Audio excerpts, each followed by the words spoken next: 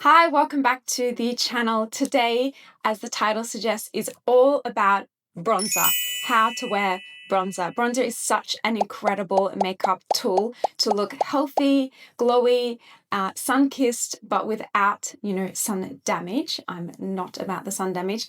So we are going to dive into all things bronzer. Bronzer can be quite confusing. People get confused. Is it a contour? What can and can't it do? We are going to cover all of those topics in today's video. So stick with me. I'm going to discuss the tools to apply bronzer with, cream, powder, what shades, and most importantly, where to apply it on your face. But I will be keeping it simple. It's not going to be overcomplicated. I'm going to do a side-by-side on each side, and let's get started.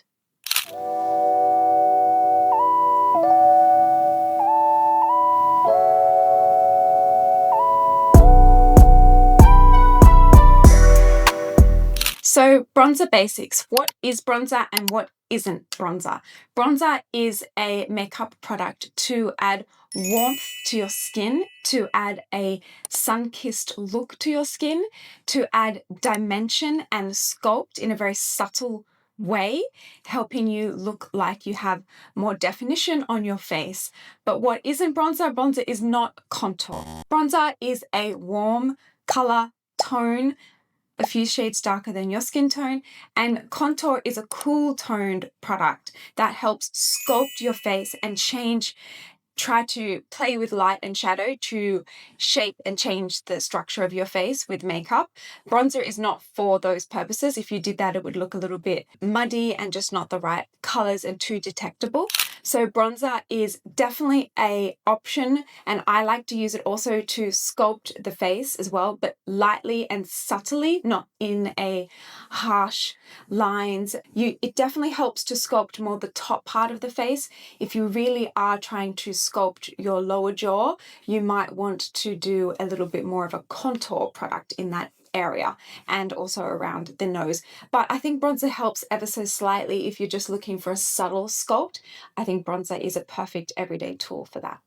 So what shade of bronzer should you get? I just say 2 to 3 shades darker than your skin tone would be an ideal bronzer. You don't want to go too dark, especially if you're a beginner. It's better to just go slightly darker than your skin tone, so that way you can build up the product slowly and you're not caught with adding too much on and then more time to blend it out. And that's a good rule of thumb to go by. If you do have a lot deeper skin tone, you can handle a little bit more warmth and almost redness to the bronzer, but that can also look a little bit too unnatural when you have a really fair skin tone. And then cream or powder. I'm going to do a side-by-side today with, I think I'll do powder on this side and cream on this side with these products. And it's really up to you essentially, but there is some reasons why you would want to go with one over the other.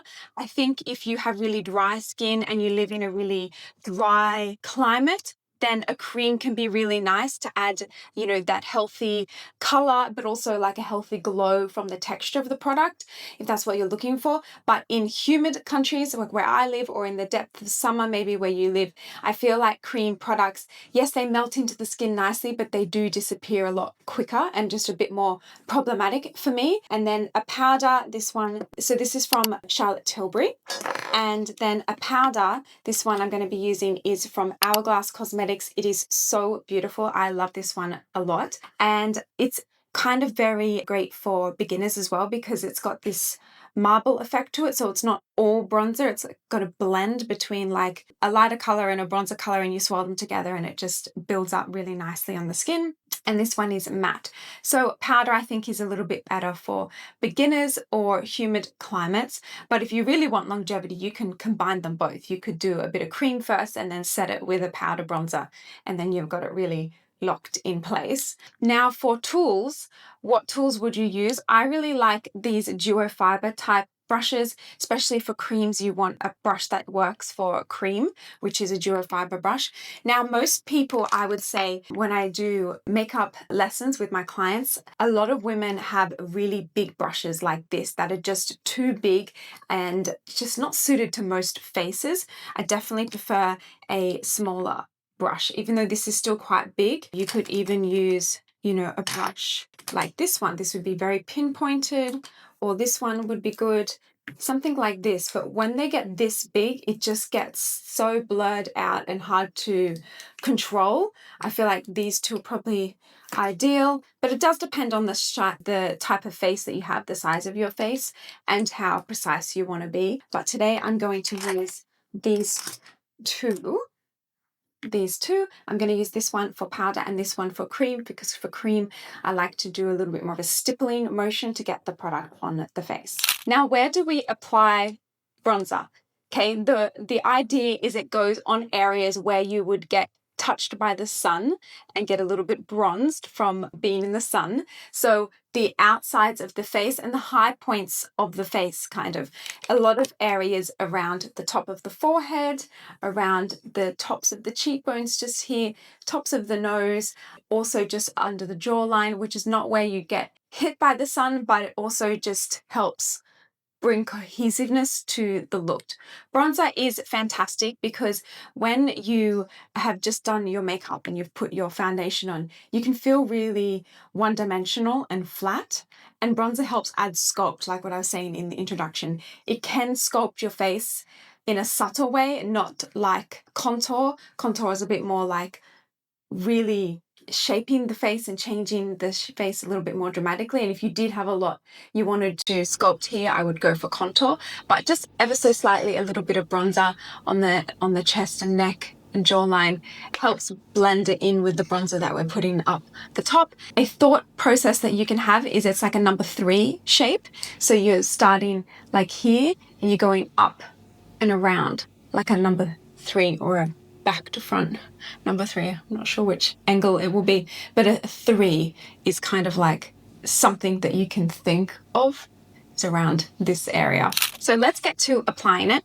We will start with the powder from this gorgeous Hourglass palette. This one is the shade Nude Bronze Light. They do have this in one that is a little bit more, got a shimmer to it. So you can get bronzers with shimmers and without shimmers. This one is a bit more matte. I just prefer it. I feel like it looks a little bit more realistic than shimmer on the outsides of the face.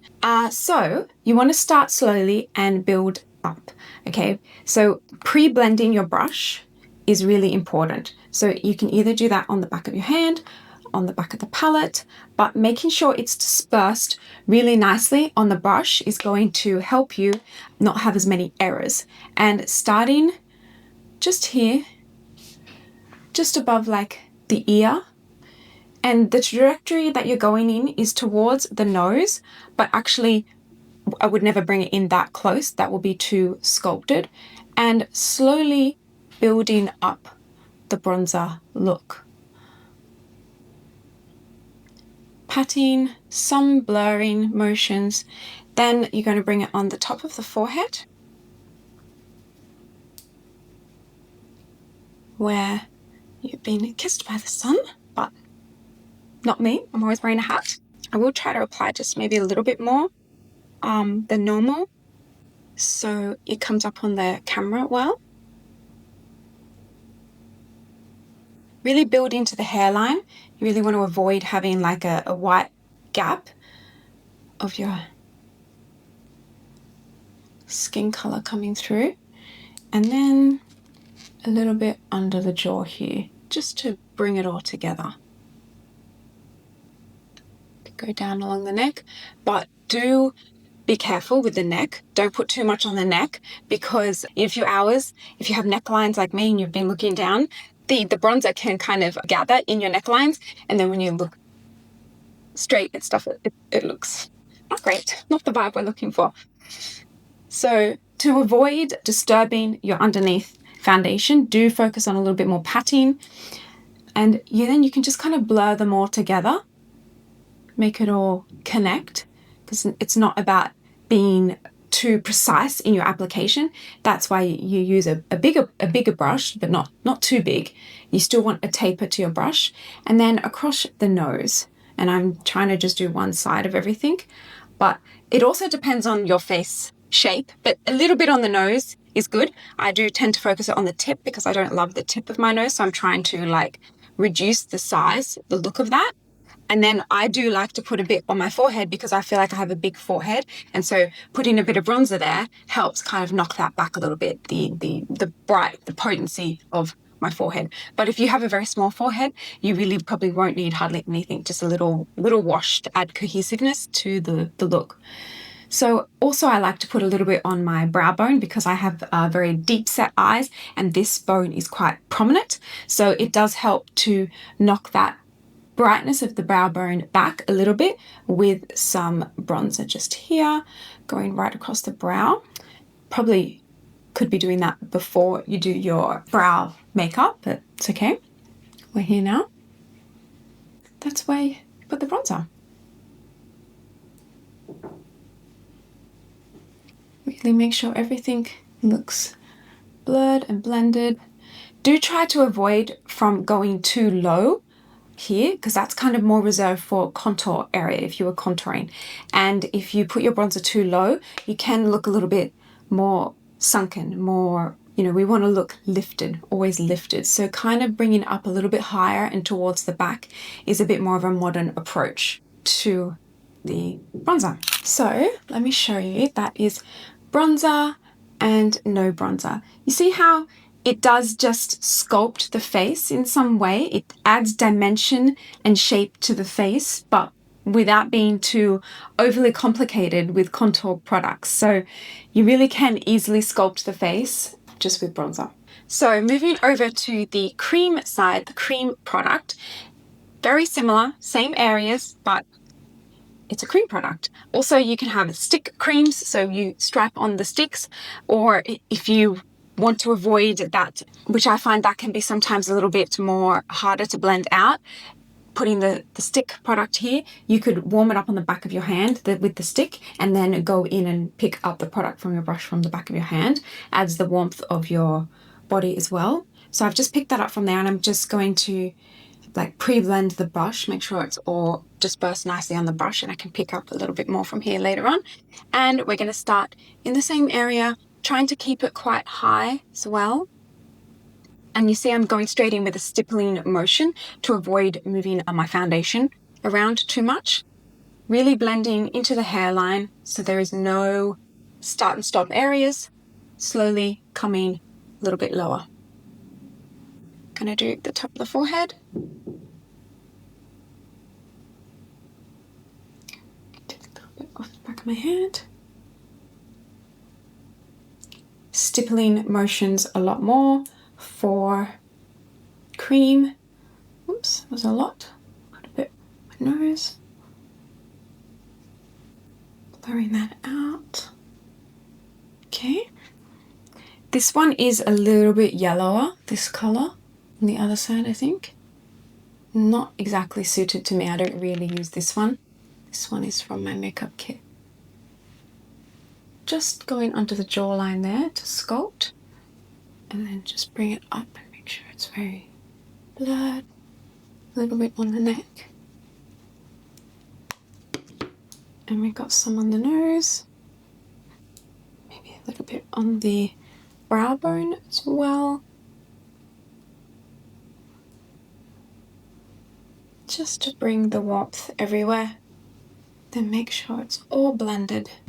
Okay, that side, the bronzer is on. That's the demonstration of the two sides of bronzer. I prefer powder side. I just feel like it gives a more soft focused effect to the skin and just less problematic in this humidity as opposed to the cream side.